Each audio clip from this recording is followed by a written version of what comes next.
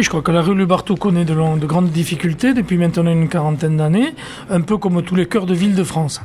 L'objectif, en fait, c'est de prendre tous les problèmes les uns après les autres, d'essayer de les résoudre en même temps, et donc redonner de l'attractivité. Notre volonté étant tout simplement que cette rue soit pleine de commerces qui marchent, et non pas de vitrines vides. Pour cela, un plan en 7 axes.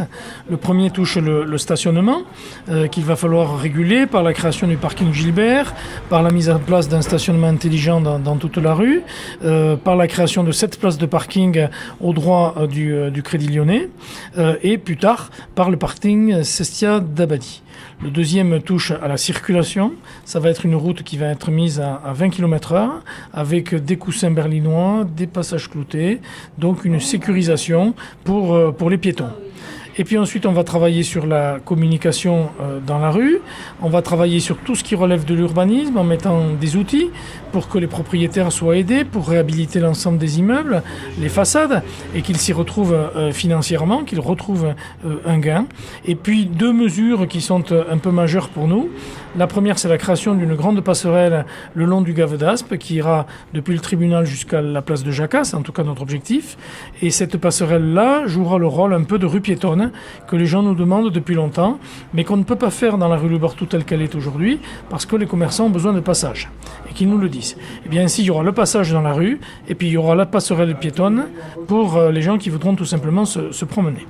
Et puis, deuxième mesure très innovante, c'est la location par la ville de l'ensemble des boutiques vides que l'on pourra avoir, et ceci afin d'y installer sous forme d'une pépinière d'entreprise commerciale les nouveaux commerçants qui voudraient s'installer sur Oloron-Sainte-Marie, qui pourront ainsi le faire à l'essai, si on peut dire, pendant une durée qui n'excédera pas 3 ans, au terme desquels ils deviendront des commerçants à part entière, payant un loyer normal, etc.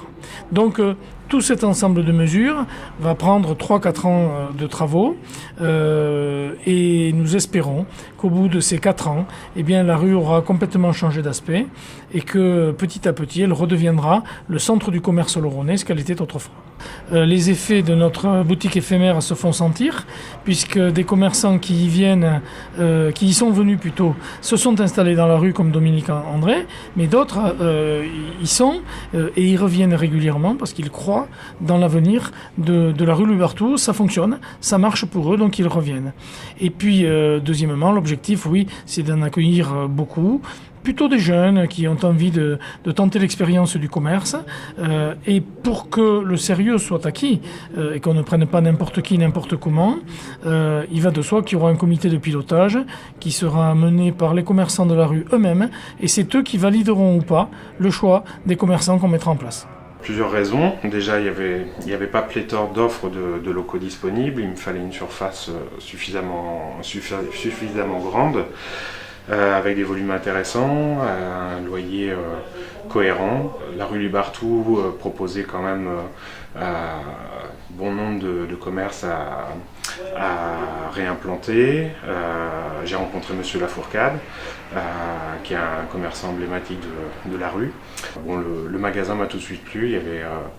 Il y avait 10 mètres de vitrine, un volume qui était vraiment super par rapport à ce que je souhaitais mettre en place. Donc voilà comment ça s'est fait.